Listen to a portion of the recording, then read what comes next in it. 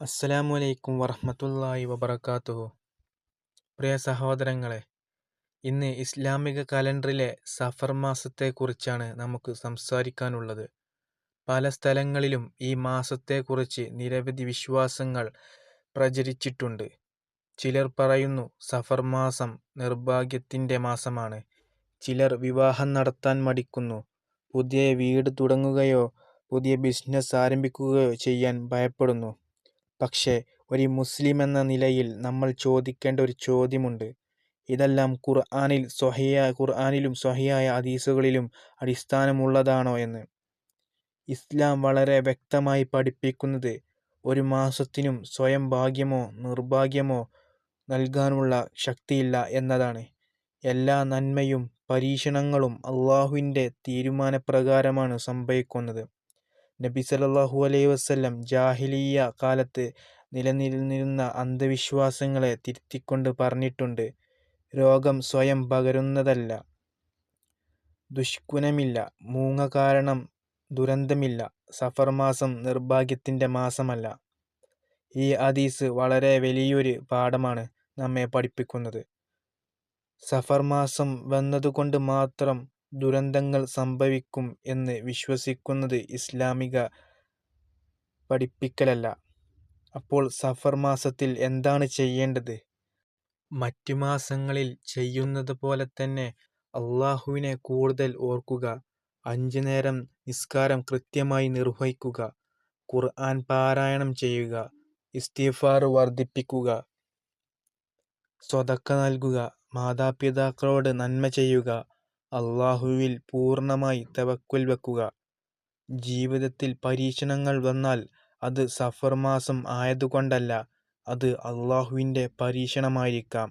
അതുപോലെ അനുഗ്രഹങ്ങൾ ലഭിച്ചാലും അത് മാസത്തിൻ്റെ പ്രത്യേകത കൊണ്ടല്ല, അള്ളാഹുവിൻ്റെ കരുണ കൊണ്ടാണ്. അതുകൊണ്ട് സഹോദരങ്ങളെ, സഫർ മാസത്തെ പേടിക്കേണ്ടതില്ല.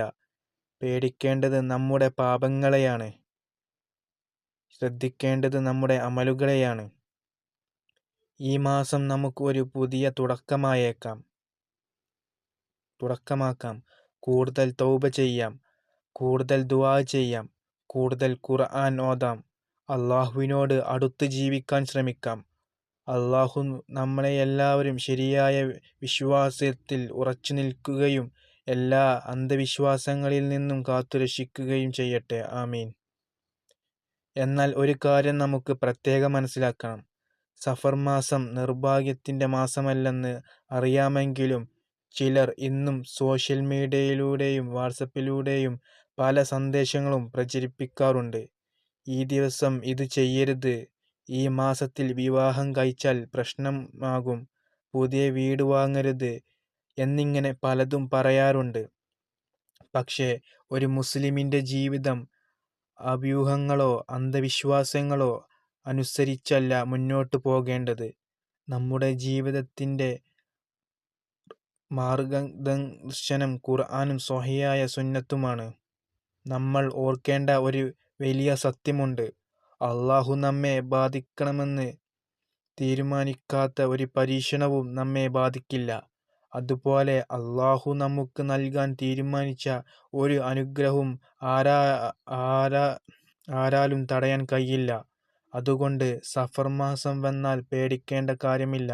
പകരം നമ്മുടെ ഈമാൻ കൂടുതൽ ശക്തമാക്കാനുള്ള ഒരു അവസരമായി അതിനെ കാണുക. ഈ മാസം നിങ്ങൾക്ക് ഒരു പുതിയ ജോലി ആരംഭിക്കാനുണ്ടോ, ബിസിനസ് തുടങ്ങാനുണ്ടോ, വിവാഹം നടത്താനുണ്ടോ, വീട് നിർമ്മിക്കാനുണ്ടോ? അള്ളാഹുവിൽ തവക്കുൽ വെച്ച് മുന്നോട്ടു പോവുക. കാരണം വിജയം നൽകുന്നത് മാസമല്ല, അള്ളാഹുവാണ്. നബി സല്ലല്ലാഹു അലൈഹി വസല്ലമയുടെയും സ്വഹാബികളുടെയും ജീവിതം പരിശോധിച്ചാൽ അവർ സഫർ മാസത്തെ പ്രത്യേകമായി ഒഴിവാക്കുകയോ അതിനെ നിർഭാഗ്യത്തിന്റെ മാസമായി കാണുകയോ ചെയ്തിട്ടില്ല. ഇന്ന് നമ്മുടെ സമൂഹത്തിന് ഏറ്റവും ആവശ്യമായത് ശരിയായ ഇസ്ലാമിക അറിവാണ്. അറിവില്ലായ്മയാണ് അന്ധവിശ്വാസങ്ങളുടെ ഏറ്റവും വലിയ കാരണം. അതുകൊണ്ട് ഈ വീഡിയോ കാണുന്ന എല്ലാവരോടും ഒരു അഭ്യർത്ഥനയുണ്ട്. സഫർ മാസത്തെക്കുറിച്ചുള്ള തെറ്റായ വിശ്വാസങ്ങൾ മറ്റുള്ളവരിലേക്ക് പ്രചരിപ്പിക്കരുത്. പകരം ഖുർആന്റെയും സുന്നത്തിന്റെയും അടിസ്ഥാനത്തിലുള്ള സത്യം പങ്കുവെക്കുക. അള്ളാഹുവിനോട് നമുക്ക് പ്രാർത്ഥിക്കാം. യാ അല്ലാഹ്, ഞങ്ങളുടെ ഹൃദയങ്ങളെ സത്യത്തിൽ ഉറപ്പിച്ചു നിർത്തേണമേ. അന്ധവിശ്വാസങ്ങളിൽ നിന്ന്, ഗീബത്തുകളിൽ നിന്നും ഞങ്ങളെ കാത്തു രക്ഷിക്കണമേ. ഞങ്ങളുടെ പാപങ്ങൾ പുറത്തു തരണമേ. ഞങ്ങളുടെ ജീവിതത്തിനും മരണത്തിനും ശേഷം ഞങ്ങൾക്ക് നന്മ നൽകണമേ. ആമീൻ. പ്രിയ സഹോദരങ്ങളെ, ഈ വീഡിയോ നിങ്ങൾക്ക് ഉപകാരപ്പെട്ടുവെങ്കിൽ മറ്റുള്ളവരിലേക്കും എത്തിക്കുക. കാരണം ഒരു തെറ്റായ വിശ്വാസം മാറ്റി ശരിയായ അറിവ് എത്തിക്കുന്നത് അള്ളാഹുവിങ്കിൽ വലിയ പ്രതിഫലമുള്ള ഒരു പ്രവർത്തനമാണ്.